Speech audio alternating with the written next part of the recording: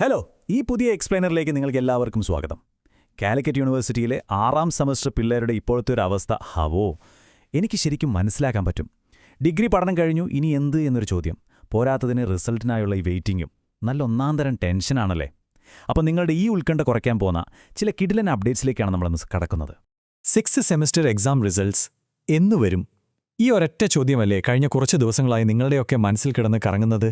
University portal ഇതിനോടകം എത്ര തവണ നിങ്ങൾ റിഫ്രഷ് ചെയ്തു എന്ന് ചോദിച്ചാൽ ഒരുപക്ഷെ കണക്കുണ്ടാവില്ല അല്ലേ?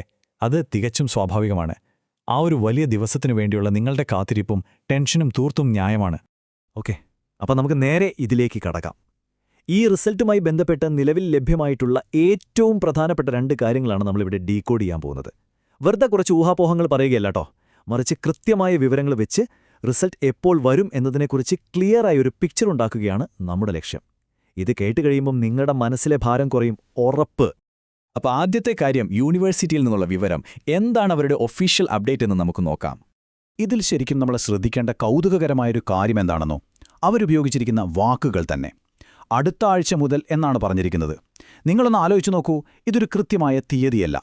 കാത്തിരിപ്പ് എപ്പോൾ തുടങ്ങണമെന്ന് മാത്രമാണ് അവർ പറയുന്നത്.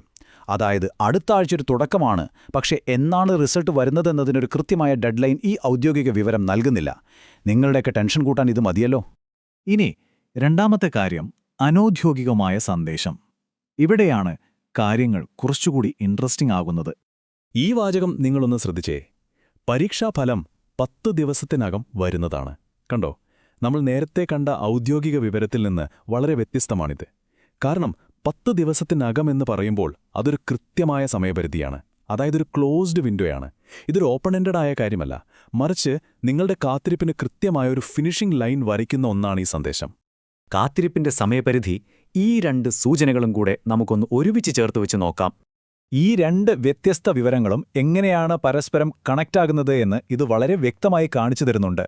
ഒരു വശത്ത് ഔദ്യോഗികമായി കിട്ടിയ ആ തുടക്കം, അതായത് അടുത്ത ആഴ്ച മുതൽ. മറുവശത്ത് അനൗദ്യോഗികമായി കിട്ടിയ അവസാന സമയം, 10 ദിവസത്തിനകം.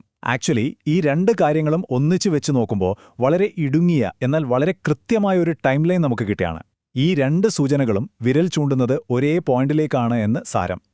അപ്പോൾ ഇവിടെ നിങ്ങൾ ഓർക്കേണ്ട ഏറ്റവും പ്രധാനപ്പെട്ട കാര്യം ഇതാണ്: 10, പരമാവധി 10 ദിവസങ്ങൾ. അതുകൊണ്ട് വെറുതെ വെബ്സൈറ്റിൽ കയറി ഇടയ്ക്കിടെ റിഫ്രഷ് ചെയ്ത് ഇന്ന് തന്നെ നിങ്ങൾ പാനിക് ആവാതെ കൂളായിരിക്കുക. നിങ്ങളുടെ ഈ കാത്തിരിപ്പ് വെറും 10 ദിവസങ്ങൾക്കുള്ളിൽ അവസാനിക്കും എന്നൊരു പോസിറ്റീവ് മൈൻഡ് സെറ്റ് ഇപ്പോൾ നിങ്ങൾക്ക് സെറ്റ് ചെയ്യാവുന്നതാണ്. സത്യത്തിൽ അതൊരു വലിയ ആശ്വാസം തന്നെയല്ലേ? ഫൈനലി നമ്മൾ ഈ ഒരു ചോദ്യത്തിലെത്തി നിൽക്കുകയാണ്. ഈ 10 ദിവസത്തിനുള്ളിൽ നിങ്ങളുടെ ആ വലിയ കാത്തിരിപ്പിന് വിരാമമാകുമോ? കിട്ടിയ വിവരങ്ങൾ വെച്ച് നോക്കുമ്പോൾ യെസ്, തീർച്ചയായും എന്ന് തന്നെയാണ് ഉത്തരം. ഈ ഒരു എക്സ്പ്ലെയിനർ നിങ്ങളുടെ ടെൻഷൻ കുറയ്ക്കാനും വരാനിരിക്കുന്ന റിസൾട്ടിനെ വളരെ പോസിറ്റീവായി നോക്കിക്കാണാനും സഹായിച്ചു എന്ന് ഞാൻ വിശ്വസിക്കുന്നു. നിങ്ങളുടെ എല്ലാവരുടെയും റിസൾട്ടുകൾ ഗംഭീരമാകട്ടെ എന്ന് ആത്മാർത്ഥമായി ആശംസിക്കുന്നു. ഈ പറഞ്ഞ കാര്യങ്ങൾ ഓർക്കുക, ചില്ലായിരിക്കുക. All the best.